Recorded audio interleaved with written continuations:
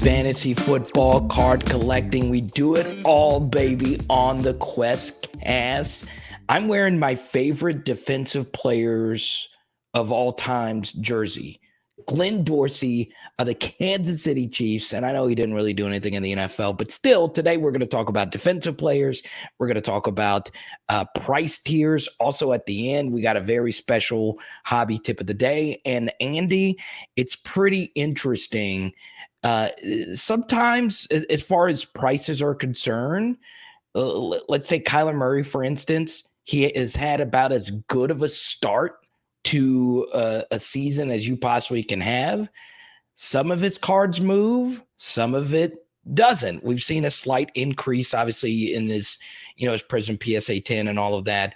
So it is interesting. You and I were discussing prior to today's show how important it is to look at prices, but what exactly do you mean by price tiers? Well, it's the thought, or it's my research that shows that different cards from a player, like take Kyler Murray as a prime example. In 2019, you've got approximately 250 different rookie cards to choose from one Right. player, and so you've got rookie cards from players that don't have a chrome finish. They're just a base cardboard card, but it is official rookie card. It's got an iconic rated rookie logo, but that card is has been widely printed. There's a lot of them available in the marketplace, and so it seems to hang around a certain price tier week in and week out, really kind of regardless of how good that player plays. It's very difficult for that card to go from $30 to $100. And I virtually I've never seen that happen unless it was some weird wild auction, and or unless the card was then graded from raw format and graded and came back a PSA 10 or SGC 10 or BGS 10, and then that increased the value 2 or 3x. And so it's just this thought that the base cards have a certain tier of value that they're in, whether they're a quarterback or a skill position player, and then the prism cards, or the chrome finish cards, we'll call them, have another tier, and then the serial number cards have another tier, and then the autograph cards have another tier. And the more rare that the card gets, the higher that the price tier that they're in. But they seem to kind of stick in this range. They seem to kind of stick in this range. And that's where things get really interesting. And this is something that we've been preaching on this channel about prices, okay? Because some people that watch this channel, Andy, only care about the flip, right? And sometimes you buy cards for flipping opportunities. So whenever you look at flipping opportunities, understand just because you're buying a higher price card doesn't mean that you're going to flip that card for more money. I think a good example of this, Andy, is let's take Josh Allen, for instance, right? If you're buying his Prism PSA 10, just his base card, the card was touching the lower end of, let's say, $1,000, right?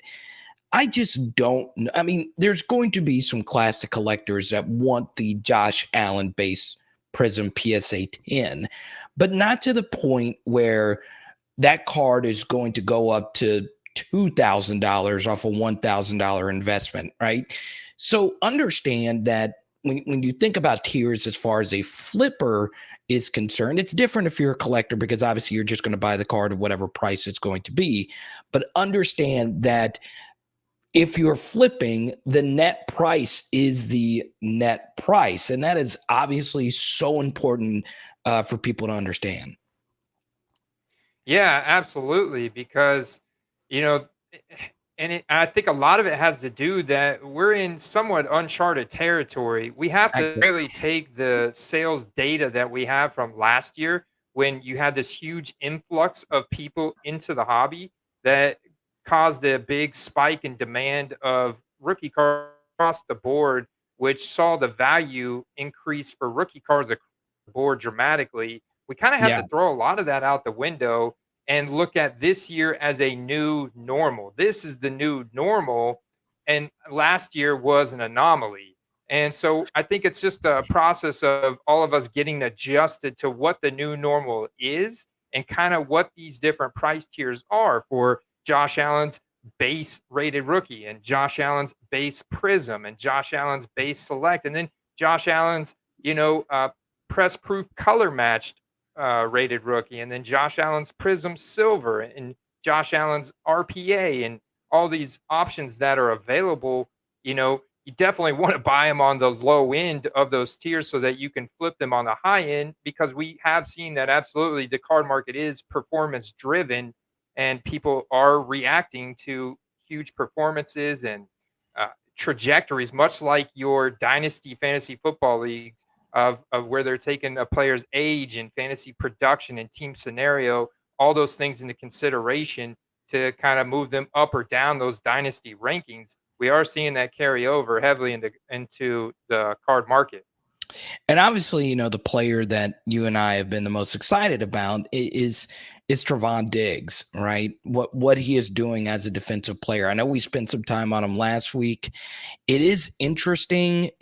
I do hold some TJ Watt that, I think at some point, Andy, I guess I'm just going to ask you this to see if I could pump myself up about buying some TJ Watt. I think at some point his prices will go up, as will other defensive players. But what Diggs is doing right now as far as the defensive card market is just absolutely incredible.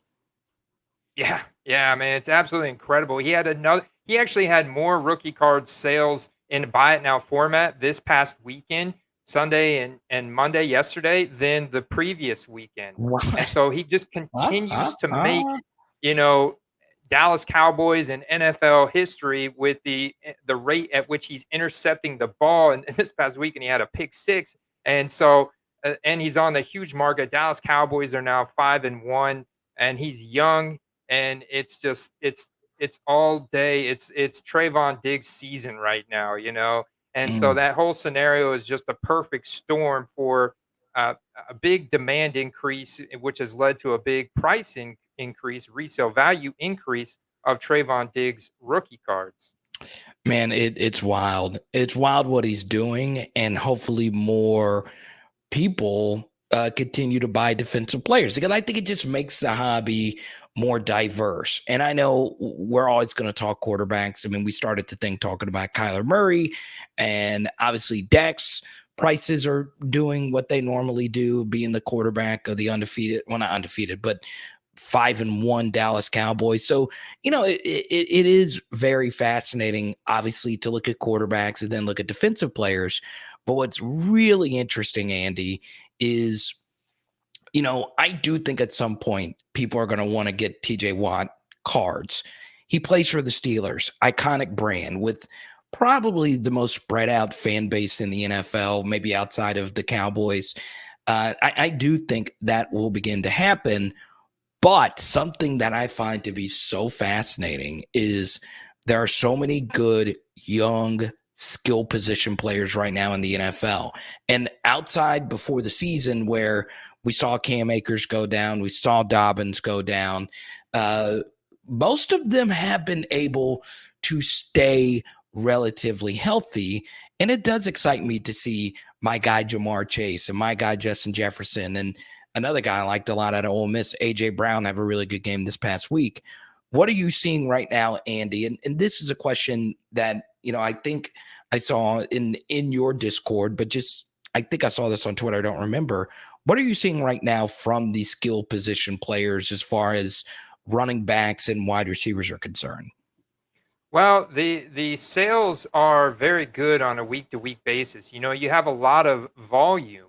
Now, the one thing that I have really taken away that I've noticed is that, their base cards seem to be stuck in this price tier of, whether it's a base Donruss rated rookie, like even Jamar Chase, that card is still stuck under $10, even though I think that Jamar Chase is looking like the rookie of the year at this point, and that chemistry with Joe Burrow looks incredible. And I see that with all these other young, really talented, like you said, skill position players in the NFL. They're getting a lot of sales volume.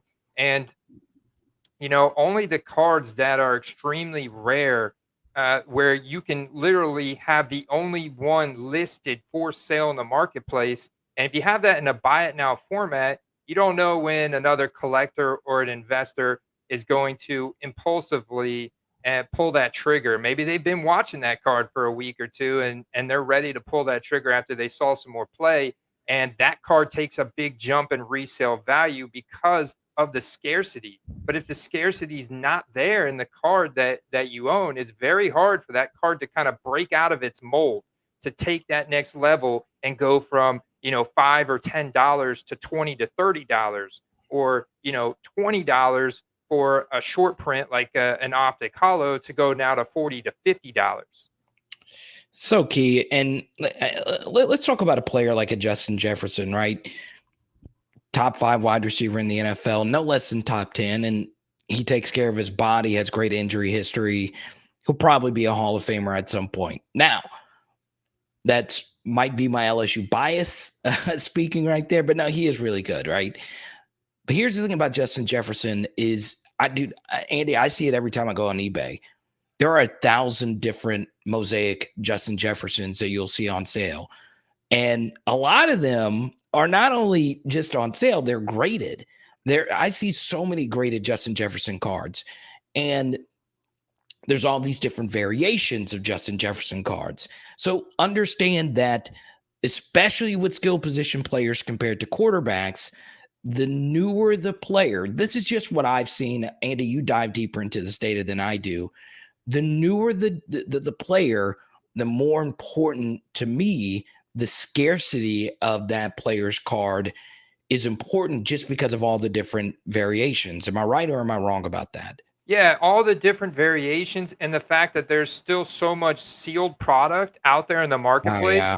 that's being ripped and broke on a weekly basis. And, a lot of people are getting lucky in breaks. I'm not an advocate of breaks per se. I've been burned myself, and the chances of you actually paying off of what you pay into a break are slim. But, the fact is that there's so much variation and there's so much sealed product being ripped on a weekly basis, and these people are willing to take, a median average, based on what the other recently sold items of that card are. They're willing to list it and go ahead and take that money and roll it back into their ripping and breaking habits. So, yeah, absolutely. That scarcity is tremendously important for you to really move the needle in resale value. Yeah, I mean, and I gotta watch myself as far as this is concerned. I'm friends with someone on Twitter, M. Bays, who is a big Justin Jefferson super collector. I was going to do the same thing with Jamar Chase, but Andy, I think it's going to be too expensive for me to be the biggest Jamar Chase collector out there, because he's gaining thousands of fans on a weekly basis. I mean, that block he threw was probably the best offensive play of the way. I mean, it really was incredible. And he's a very marketable guy. He's got the grill. He's got a little Alvin Kamara type of attitude to him. So I'm a big Jamar guy, but I'm going to be very careful, because this is what we preach on every podcast. New releases are coming out, Andy. So, we touched on this last week as far as the 5 rookie quarterbacks. Is Mac Jones really going to have the highest price? I mean, I know Trevor Lawrence will, but you look at PFF, Mac Jones is the highest rated rookie quarterback. He's a quarterback of the New England Patriots, an iconic franchise with Belichick. So as far as the rookie price prediction points, man, I can easily see Mac Jones being the second highest priced rookie behind Trevor. I mean, is that a possibility? And where do you see Jamar's prices in the mix of all that as new products begin to be released? Yeah, I think Jamar is definitely going to be the highest valued skill position player from this draft class. I think that Mac Jones is going to be up there with one or two. I think Justin Fields is trending in the right direction, but you have a lot of other issues in Chicago besides Justin Right. Fields, and so that's kind of holding them back at the moment. But Mac Jones, with the whole team scenario, right? The market he's in, uh, the whole supporting cast, the coaching, everything. I can definitely see him up there. I think Trevor Lawrence is also trending in the right direction. Right, finally gets his first win, and he's looking kind of looks better and better each week. So far, and probably by the end of the season, there's going to be a lot of people that are very excited about his dynasty outlook, his future career outlook, and so he'll be up there as well, certainly as the 1.1 pick. But you're right, man. There's going to be so much more product released here as we get closer to the holidays. We're going to have Prism and Optic and Select all coming out. We're all going to be major retail sets, and there's going to be hundreds and thousands of packs to rip open with all those players in them. And who can forget about the guy that there's always a guy that has like a bigger fan base amongst like the fantasy football nerds like us and like the real deep dynasty fantasy nerds out there. I find Rondale Moore to be so interesting, Andy. I really do. I know you're a big player profiler guy, and Rondale Moore had like some of the most insane athletic score, breakout age numbers you'll ever see. I'm interested in your thoughts on him because it's so fascinating that he's on. There's so many interesting players on the Cardinals, and we'll get to another guy in a second that I recently bought. But there's Rondale Moore, like the new rookie, and then you have DeAndre Hopkins, who will probably be a Hall of Famer. Then you also have AJ Green on that team. Mix it in with Kyler Murray, mix it in with James Conner, mix it in with JJ Watt. It's such that team is so strange because guess what, Andy?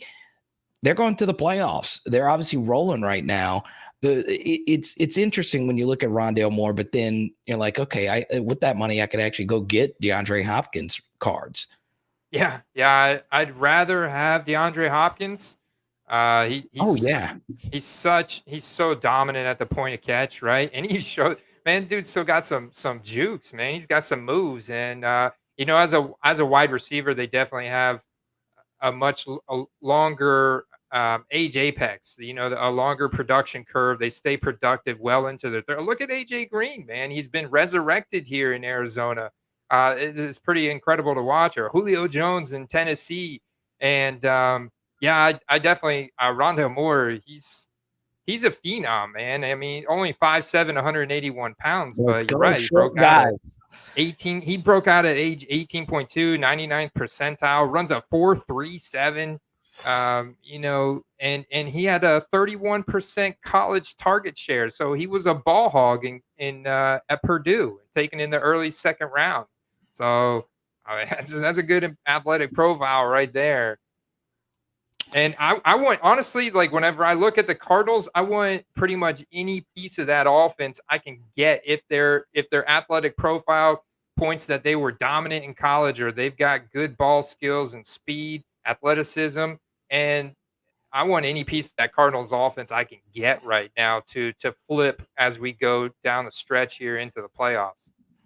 So I want to get into the reason why I was looking at my phone is because I'm actually going to say this for the end. I think there's a very interesting debate that I want to have with you at the end that I think you will slightly disagree, but also agree with me to a certain extent. We'll get to that in a second, but it is time for the hobby tip of the day. And Andy, it is very simple being a good seller. Now, speaking of the Arizona Cardinals, I was able to make a really cool play this weekend.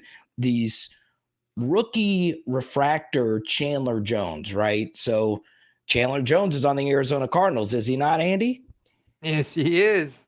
And he just happens to be one of their best players on the Arizona Cardinals. And I was able to get 9 of his rookie refractors for $14. Okay. Shipped. Well, actually, it was $13.77 shipped. And all I was doing was just, scouring eBay, putting in the work, trying to see if there was something I could get for a good price.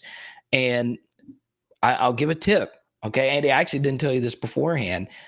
One of the best words to type in a search bar for eBay is refractor. Okay. I don't know why. I got good prices just by looking at refractors, because when you type in that word, that means you're going to get more of a rare version of a card, if that makes sense. That's not always going to be the case if you do like a PSA 10 search or whatever. But still, I was able to get these 9 cards, but only 8 of them shipped, and they were well shipped. They were bubble wrapped. The dude wasn't making a lot of money off of it, obviously. I sent a message, and immediately he said, I'm sending the other card. It was a mistake. It was my fault. I just overlooked it, and he sent it immediately. So, hobby tip of the day is actually 2 things. When you get a good opportunity, once again, is Chandler Jones going into the Hall of Fame? We don't know. He's been a really good player. But when you get the opportunity to get 9 refractors for 1377 for a decent player, it's worth the risk, especially a player that's going to be on a winning team. And then the second tip of the day that we wanted to go over with everyone, Andy, is being a good seller. Okay. I'm sure that guy didn't enjoy sending another card that he's not making all that much money on, but he's doing it. And I give that person a lot of credit. So being a good seller and getting a good deal, that's always very important. Yeah, I think that's interesting that you say type in refractor. I think there's a lot of old school cats out there that are from the card game back in the '90s, like us. I Right. guess we're kind of getting old now, um, but that are used to the word refractor. We're not used to the word prism. I remember when I first heard the word prism, I didn't know what prism was. I didn't know prism was a brand, but it also meant refractor at the same time. And I think a lot of people, a lot of listings, this is a good point you make. A lot of listings that I've seen, people still call it prism refractor, you know, or they put in refractor for whatever the description of that, if it's a silver or silver prism. So that's interesting that you bring that up. That's a more, old school tops jargon, but I think it's still very much applicable. And this is another tip of the day that I'll parlay off of this, talking about the wording and the titles and the descriptions, and being a good seller. There is a website called fatfingers.com that you can go to and find eBay misspelled listings. So, for example, with Travon Diggs, I found quite a few listings where people spelled him Trevor Diggs. I found quite a few listings where people misspelled Jamar Chase. Quite a few listings where people misspelled like Davis Mills. They put David Mills, and so you know there's a lot of listings that will go well under market value because the seller didn't label or title their listing appropriately. As a buyer, you can take advantage of these listings. Obviously, if you're a seller, you want to be as accurate and precise as possible in your listing. And that definitely, that guy's got good karma on him now. I know you're going to leave him 100% Oh yeah. positive feedback, and that's good for the hobby right there.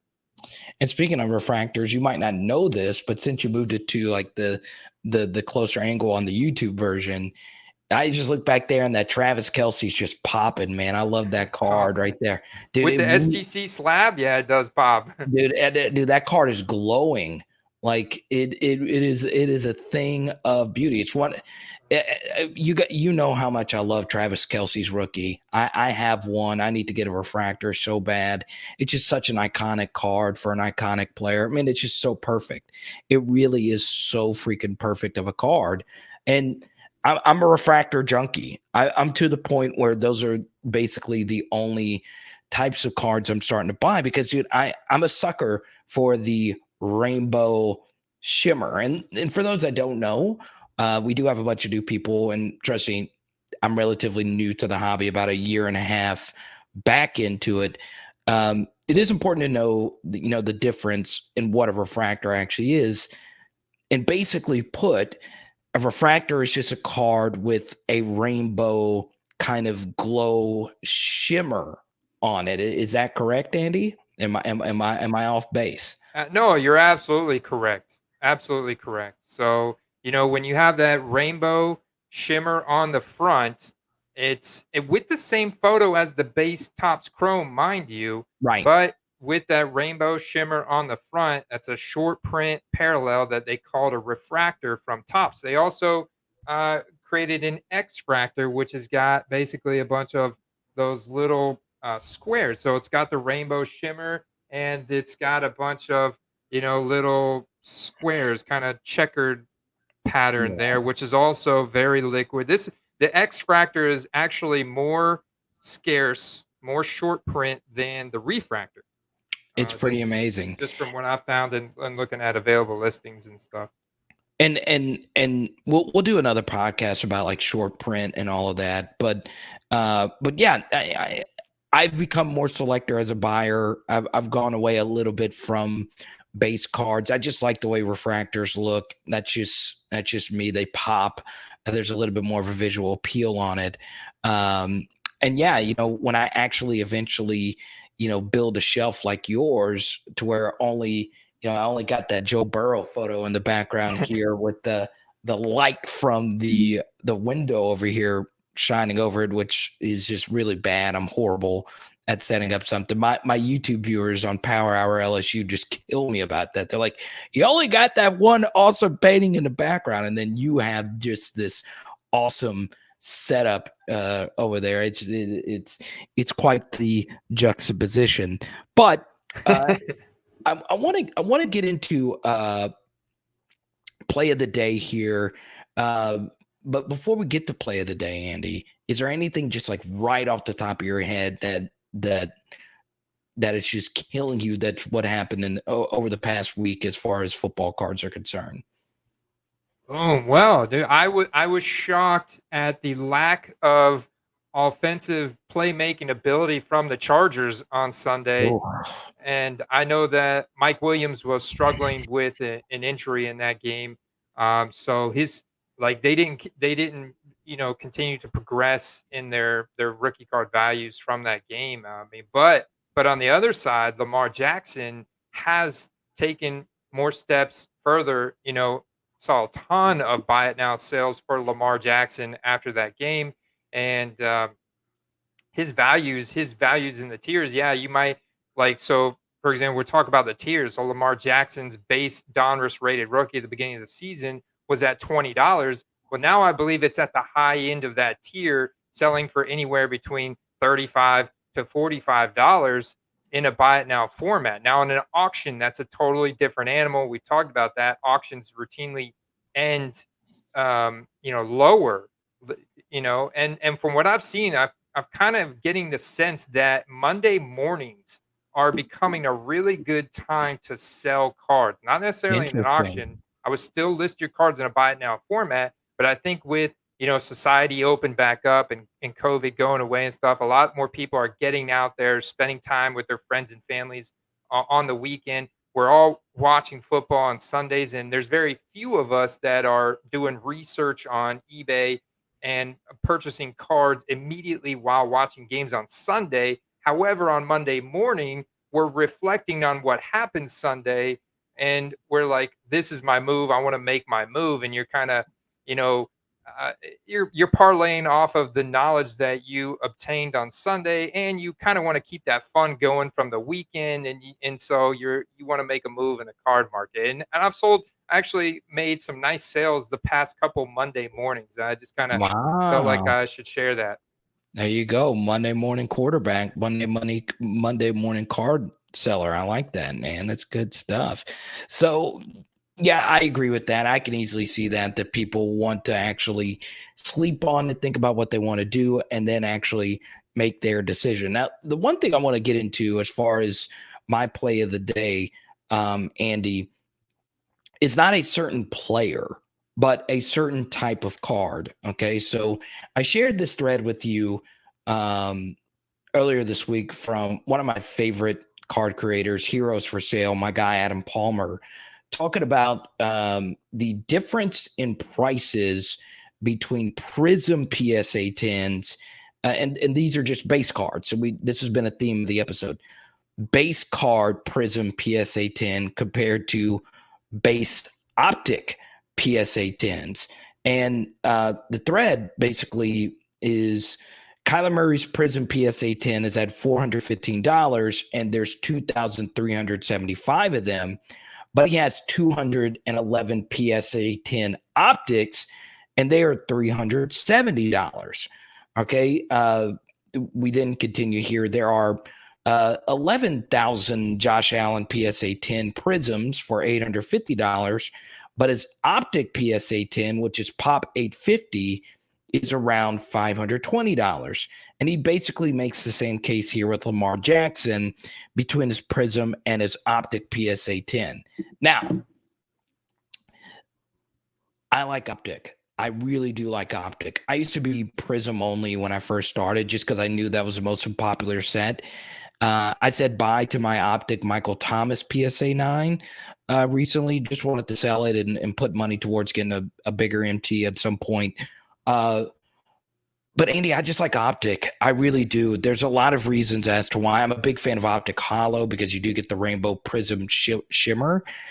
I just like the card better. Like, I just do. Now, that doesn't mean that Optics any time soon are going to overtake Prism. It's probably never going to happen. But the type of card is different. You get that iconic rated rookie logo on the card. And the fact that not only are you getting that card at a lower price, you're getting it at a lower pop count. So my play of the day, if you were just happening to be listening to this, thinking about getting a Lamar Jackson PSA 10 or something, of some rookie card or whatever, I would seriously consider, obviously depending on the price, depending on your budget, I would seriously consider looking at Optic-based cards compared to Prism-based cards.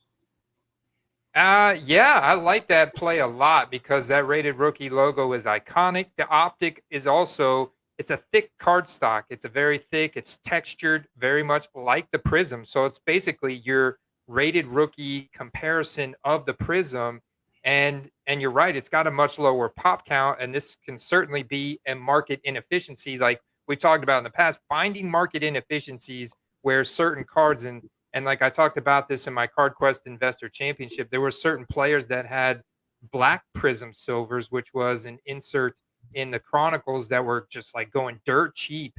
And those went up to that tier of where a Prism silver should be. And the same thing could be had with optics and optic hollows and other short print optic cards.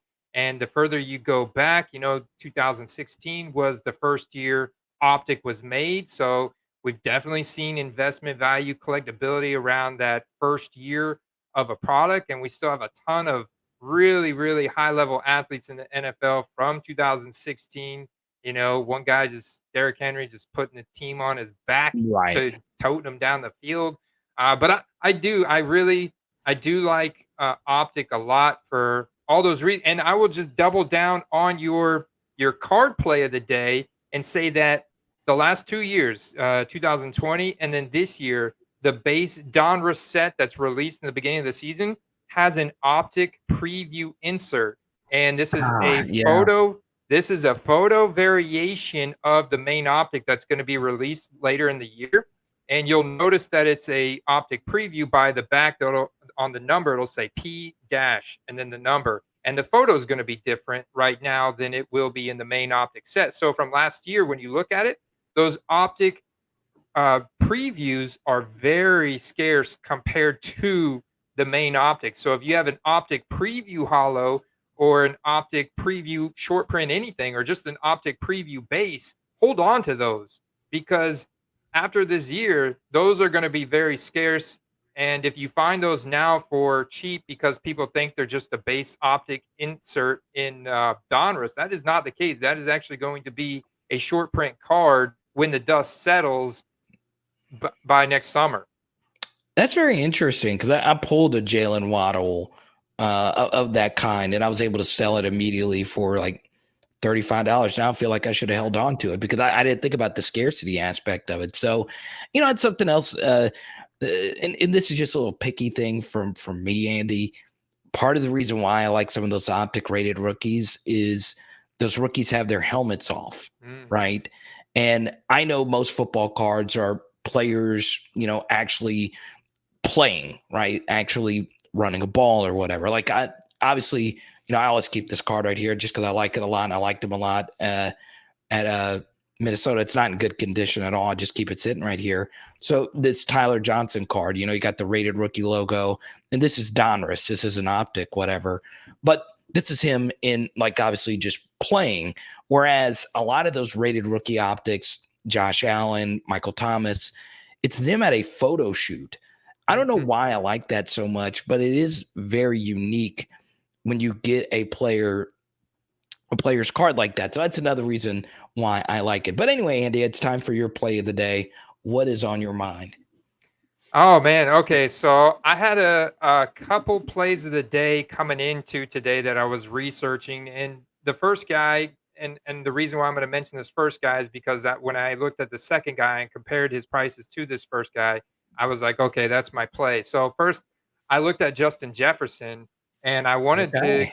Like I want to get in on some Justin Jefferson. I'm like, man, these are still expensive. So I was looking at scarcity. So I immediately go to his rookie ticket auto, and those are well over $100. Like, and they have wild card ticket autos. You have contenders optic ticket autos, and there's a lot of serial numbered on card ticket autos, and those get up over 200 for raw cards. Justin Jefferson. I'm like, okay, is there anything a little bit more in my price range? And another guy that I really like from last year's draft class, who's an incredible athlete, and I think he is going to be due for a huge quarterback upgrade in 2022, is Chase Claypool on the Pittsburgh Steelers.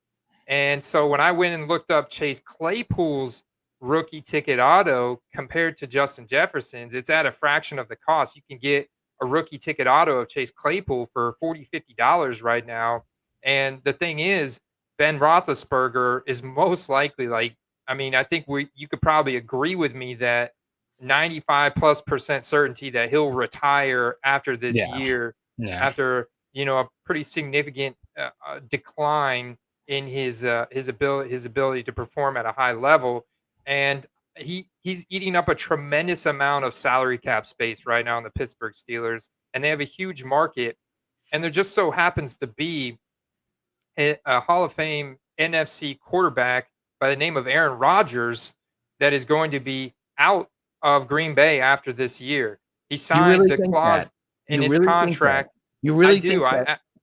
I absolutely think that Aaron Rodgers is going to be out of Green Bay after this year. Yeah, he's going to get beat in the NFC playoffs by the Buccaneers again. And I don't know if that's true. I'm knock on wood. Huh? Um, Huh? but Huh? I know that's kind of that's my forecast. I think I could very well see this playing out.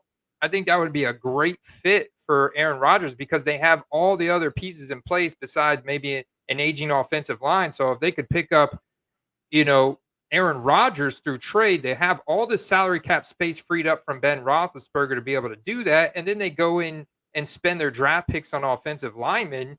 You've got you've got the skill position players in Pittsburgh on offense and defense. Talked about your guy TJ Watt to make that happen. That would be a huge boost for Chase Claypool rookie cards. That would actually give him a quarterback that turn him into a Devontae Adams.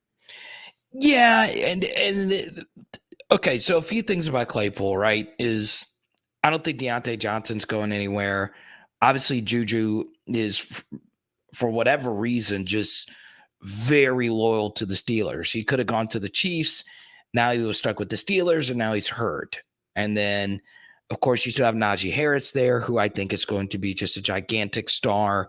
Because I mean, he was just so great at Alabama, and obviously his target percentage. So yeah, I mean, I like Chase Claypool. Went to a big school in Notre Dame. It's got a lot of fans.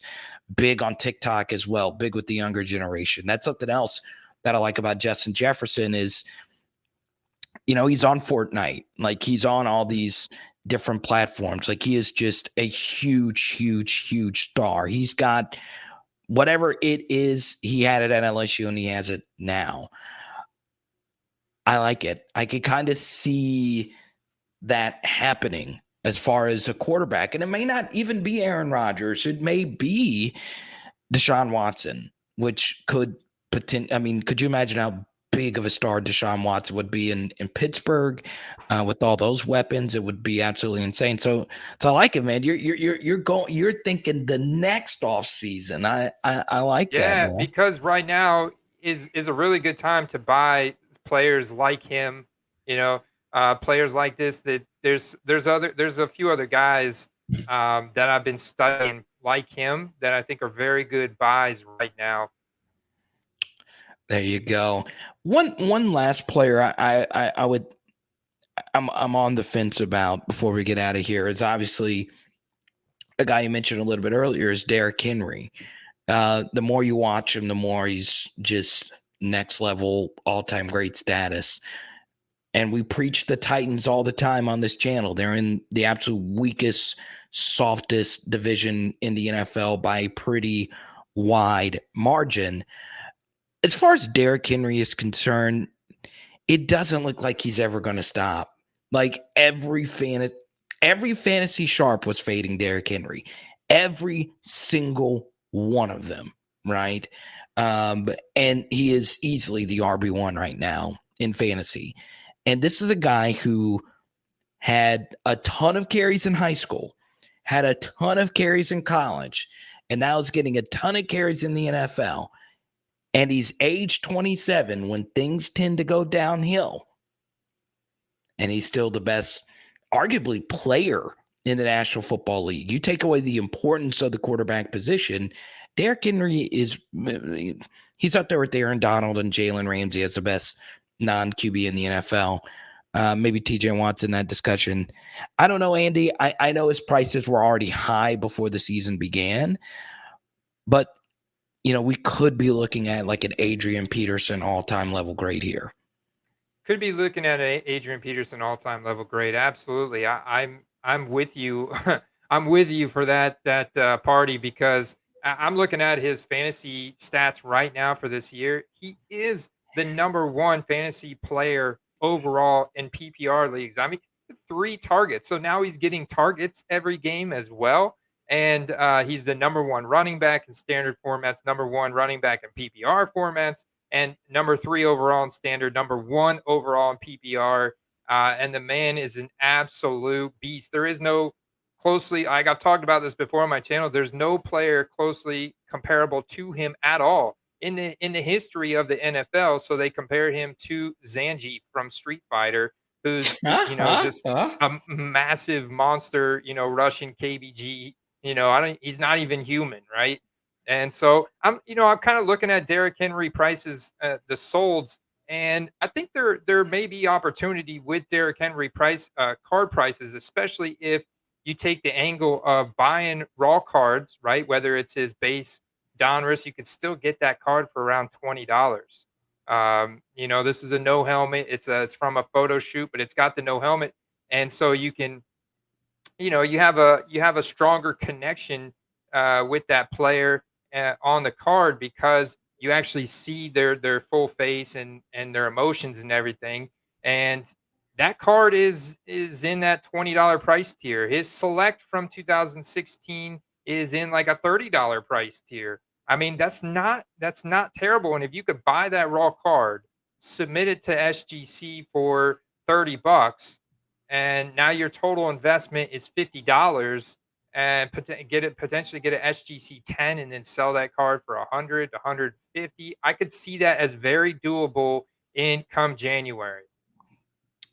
Or you could buy Barry Sanders PSA 10 for 1,500. But one day we'll do an episode on vintage, because I don't know how much you like. We don't talk a whole lot of vintage just amongst me and you, but I like vintage. I have the full 86 top set just right over here, which I still think is insane. You can get that for $100, a piece of history.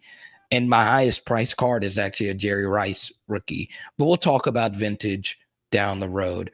Don't forget, Andy, we need to get people more involved with our Patreon Discord, and it's all for one affordable price. Tell people how they can chat with us on a week-to-week basis or a day-to-day basis.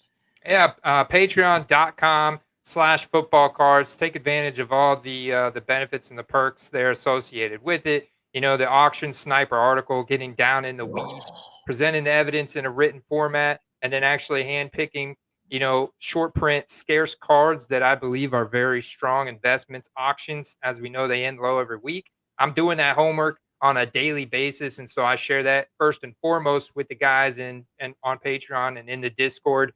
And so we've got auction sniper article, we've got a ComC star stock, we've got 9, 10 different channels. You want to come and just share your mail with a group of like-minded guys. We're a good little tight-knit community that everybody has been vetted. They've all got a little bit of skin in the game. The base tier for Patreon is only $6 a month, so you get an incredible amount of perks and benefits with that. I'm actually getting ready to record later today our monthly giveaway, and so you also get 7 entries into that monthly giveaway with the base tier. You get 20 entries into the giveaway with the field level tier, and those are short print cards that I'm giving away out of my collection to show thanks and gratitude for the support out there through patreon.com/football cards. Really appreciate it, guys. Yeah, and one more thing before we get out of here. Check your Barnes and Noble. That was the one thing I learned.